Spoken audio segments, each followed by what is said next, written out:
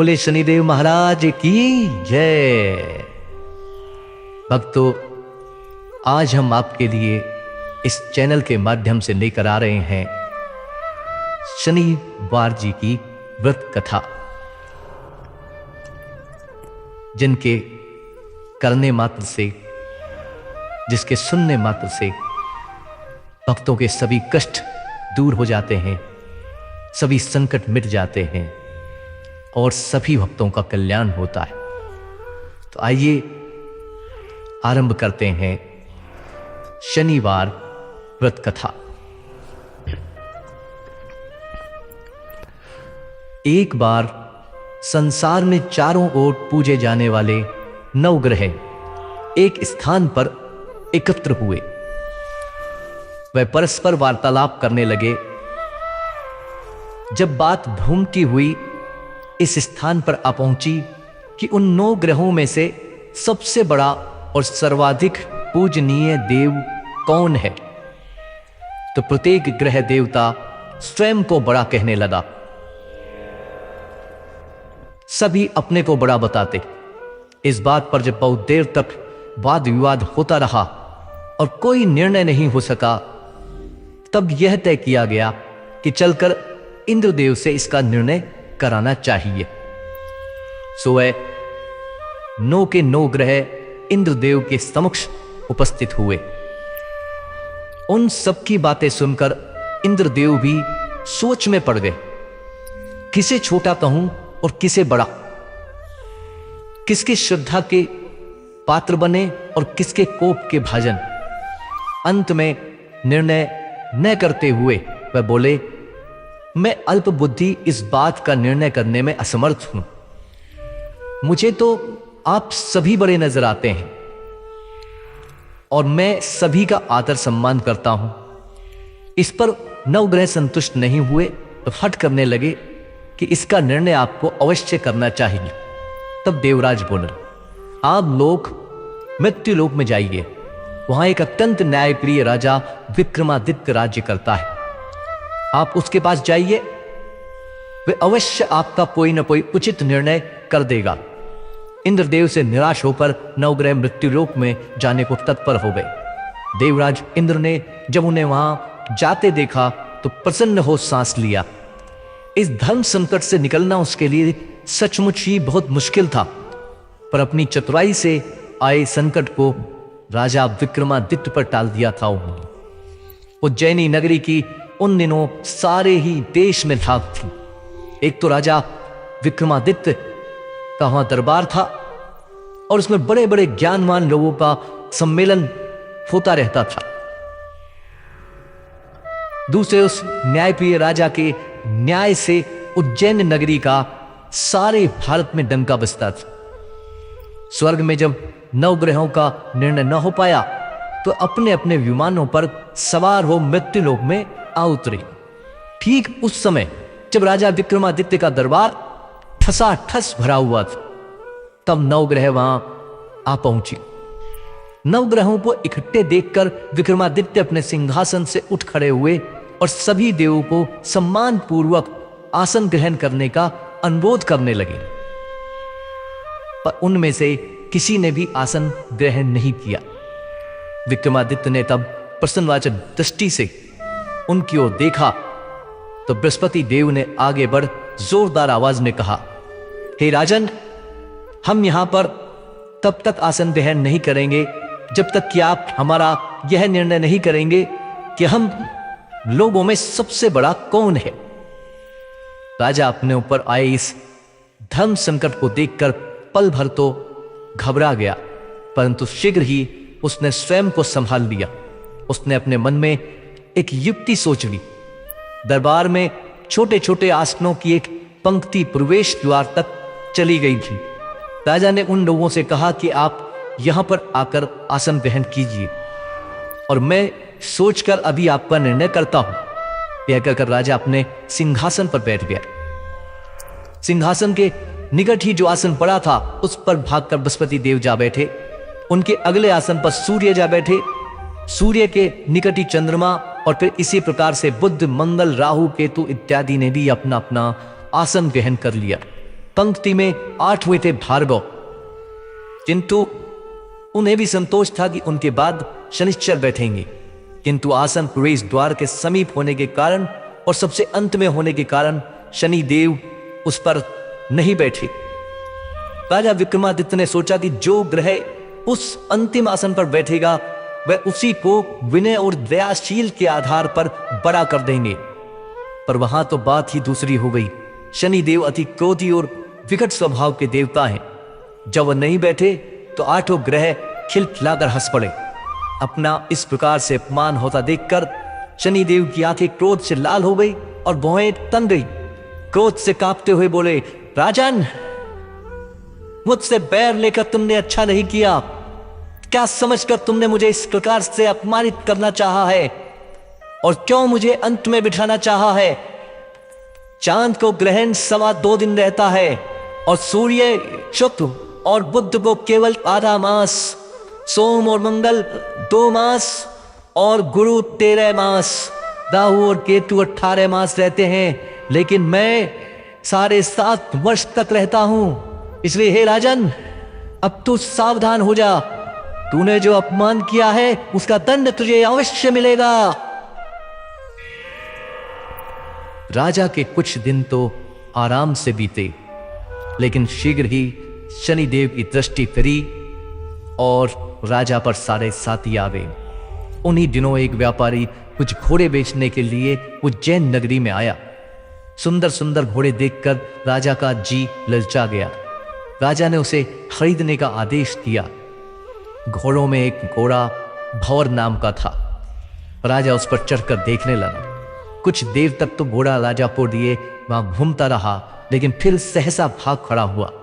राजा को बड़ा अचंभा हुआ। घोड़ा एक भयानक जंगल में राजा को पटक कर अंतर ध्यान हो गया। राजा अकेला उस वीरान जंगल में भटकने लगा। शाम के समय जब उसे बहुत प्यास सताने लगी तो जोर जोर से चिल्लाने लगा। उधर एक पगडंडी से ग्वाला अपने गांव को जा रहा था। वह राजा की आवाज सुनकर रुक गया। राजा उसके पास गया। ग्वाले ने उसकी व्यथा जानकर उसे निकट की नदी में ले जाकर पानी पिलाया। पानी पीने के बाद राजा स्वस्थ हो गया और प्रसन्न होकर उसने ग्वाले को अपने हाथ की अंगूठी उतार कर दे दी और उससे कहा, मैं उज्जैन का रहने वाला हूं, यहां रास्ता भटक गया हूं, तुम मुझे रास्ता दिखाओ। तब ग्वाला उसे अपने साथ गांव में लाया। वहां एक मिठाई की दुकान पर राजा ने मिठाई ली और दुकानदार को भी एक अंगूठी उतार कर दे दी। दुकानदार ने उससे पूछा, उसने उससे भी यही कहा कि वह उज्जैन नगरी का रहने वाला है और उसका नाम बोना है। फिर वह दुकान के बंद होने तक वहीं बैठकर दुकानदार से बातें करता रहा। उस दिन दुकानदार की बिक्री बहुत हो गई। उसने सोचा, यह भाग्यवान पुरुष है जो इसके आने से आज मेरी इतनी बिक्री हुई है। इसलिए रात होने पर वह उससे बोला कि उसके साथ उसके घर चले और उसके साथ ही भोजन भी करे। राजा मान गया। जब वे दोनों घर पर पहुंचे तो दुकानदार की पत्नी ने उसका बड़ा स्वागत सत्कार किया और अतिथि के लिए विशेष रूप से भोजन तैयार किया। भोजन करते समय एक अद्भुत घटना घटी। जहां राजा भोजन कर रहा था वहीं पर एक सतलड़ा हार टंगा हुआ था। उसके पीछे एक चित्र था। सहसा ही वह हार वहां से अदृश्य हो गया। दुकानदार के यहां एक नौकरानी थी। उसने जाकर घर की मालकिन से कहा, वहां खूंटी पर एक हार नहीं है। जब बात दुकानदार तक पहुंची तो उसने राजा से पूछा। राजा बोला, मुझे तो नहीं मालूम। दुकानदार बोला, तुम्हारे और मेरे अतिरिक्त तो यहां कोई था ही नहीं, सच सच बताओ हार कहां है? राजा बोला, मुझे नहीं मालूम, मेरे पास कोई हार नहीं है। जब कोई निर्णय नहीं हो सका तो दुकानदार राजा को उस नगर के राजा के पास ले गया। उस नगर के राजा ने जब विक्रमादित्य की भोली भाली सूरत देखी तो बोला, यह व्यक्ति कभी भी चोरी नहीं कर सकता। और यह कहकर उसने विक्रमादित्य को छोड़ दिया। विक्रमादित्य जब उस नगर में घूम रहा था तब उस नगर के एक तेली ने उससे कहा कि वह उसके यहां आकर काम कर ले तो उसे वह रहने को स्थान और खाने को भोजन भी देगा। राजा मान गया और तेली उसे अपने घर ले आए। वहां सारा दिन राजा ढाणी पर बैठा, उसके बैलों को हाँकता रहा और तेली बाजार में तेल बेचता रहता। जब वर्षा ऋतु आई और मूसलाधार वर्षा होने लगी, तब धानी पर बैठे हुए विक्रमादित्य ने मौज में आकर ऊंचे ऊंचे राग आलापना आरंभ कर दिया। निकट ही उस नगर का राजमहल था। वह खिड़की में बैठी राजकुमारी ने जब राजा का मधुर स्वर और उसमें गीत सुना तो अपना दिल हार बैठी।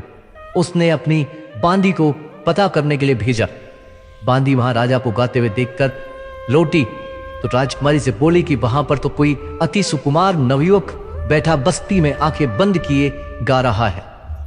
राजकुमारी ने सुना तो उसने अन्न जल का त्याग कर दिया। रात तक जब उसने कुछ नहीं खाया तो रानी ने आकर उससे समझाया, पर वह बोली कि वह तो उस गाने वाले से ही शादी करना चाहती है। रानी ने जाकर राजा से कहा कि राजकुमारी तेरी पर मोहित हो गई है और उससे ब्याह रचाना चाहती है। राजा ने सुना तो बहुत क्रोधित हुआ। उसने तेली के घर से विक्रमादित्य को बुलवाया, उसके हाथ काटकर जंगल में खिंचवा दिया। यह बात जब राजकुमारी को पता चली तो वह और भी अपनी बात पर दृढ़ हो गई और बोली, मैंने तो अब उसी से ही ब्याह रचाना है। मैंने उसे वर मान लिया है, वह चाहे कैसा भी है, मैं उसी से विवाह करूंगी। बेटी की हट देखकर लाचार हो राजा ने दोबारा विक्रमादित्य को नगर में बुलवाया और उससे राजकुमारी का मामूली ढंग से पानी ग्रहण करवाया और एक साधारण मकान में दोनों को बसा दिया। दोनों वही रहने लगे। एक दिन जब विक्रमादित्य सोया था तो स्वप्न में उसे शनिदेव महाराज नजर आए। विक्रमादित्य ने उनसे सामने जाकर नमस्कार किया और क्षमा याचना की। शनिदेव ने उन्हें आशीर्वाद दिया और बोले कि तुम्हारी 7.5 वर्ष हम खत्म हो गए हैं। राजा बोला, मुझसे जो गलती हुई उसके लिए मुझे क्षमा कर दीजिए। शनिदेव ने मुस्कुराकर उसे आशीर्वाद दिया और राजा को दोनों हाथ दोबारा मिल गए। राजा ने अपनी पत्नी राजकुमारी को रात को जगाया नहीं। वह रात को उसके गले में अपनी बाहें डालकर सो गया। सुबह राजकुमारी की आंख खुली तो उसने अपनी गर्दन में बाहें पड़ी देखी। वह चौंक कर उठ बैठी, लेकिन शीघ्र ही विक्रमादित्य ने जाकर उसको सब कुछ समझा दिया। जब वहां के राजा को यह बात मालूम हुई तो वह भागा भागा आया और उस अपंग को फिर से स्वस्थ देखकर चकित रह गया। उससे भी विक्रमादित्य ने यही कहा कि यह सब शनिदेव जी की कृपा का फल है और विक्रमादित्य ने अपना वास्तविक परिचय भी उस राजा को दिया और सारा किस्सा विस्तार से सुनाया। सुनते ही राजा विक्रमादित्य के चरणों में गिर गया और क्षमा याचना करने लगा। यह खबर शीघ्र ही सारे नगर में फैल गई। दुकानदार को जब यह खबर मिली तो वह भागा भागा विक्रमादित्य के पांव में आकर लौटने लगा। विक्रमादित्य ने उसे उठाकर आसन पर बिठाया और कहा, तुम घर जाकर उसी खूंटी पर देखो, हार टंगा होगा। सच ही दुकानदार ने देखा तो हार वहीं टंगा हुआ था। फिर विक्रमादित्य ने वहां के राजा से विदा मांगी। तब वहां के राजा ने हाथी, घोड़े, नौकर, नौकरानियों के साथ लश्कर समेत विक्रमादित्य को विदा किया। राजा विक्रमादित्य जब राजकुमारी को लेकर अपनी ही नगरी उज्जैनी में लश्कर समेत पहुंचा तो सारी नगरी में उत्साह छा गया।